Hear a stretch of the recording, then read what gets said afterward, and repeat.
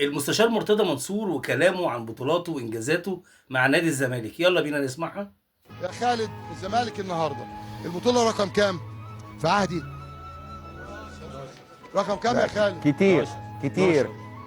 خالد، اخر من 2015 لغايه دلوقتي 10 بطولات متنوعه، افريقيه وسعوديه وعربيه كام يا خالد؟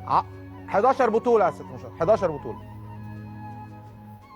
لا كوره بتكلم كوره. لا يا باشا، لغايه امبارح كانت 10. ايوه 11 النهارده. 11 بطوله. أيوة. بص يا بيه، الزمالك بطل العربي اللي كسب. انا بتكلم كوره. 11 بطوله صح.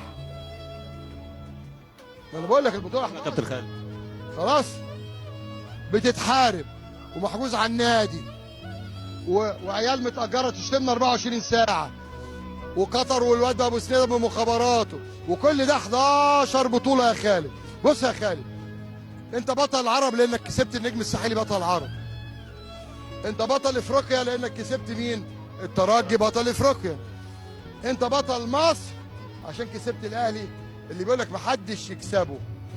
وفي واد اسمه سيد عبد الحفيظ طلع قال لك ايه؟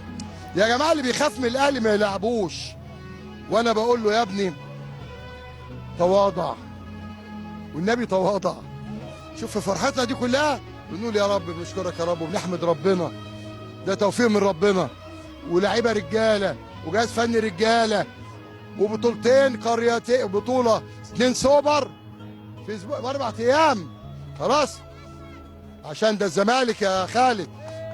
واي حد هيقل يا خالد، واي حد هيقل على الزمالك في الاعلام او غير الاعلام هنرد عليه في قناه الزمالك، واللي مش عاجبه يسيبنا ويمشي، عشان احنا مش هنقعد نتشتم في قناه الاهلي كل يوم وتريقه ومسخره وبعدين نقول لا احسن احنا الناس المؤدبين. لا، احنا مرود الفرج ومش هبره، احنا بتوع بشرش ومتغمر، احنا بنعرف نرد كويس.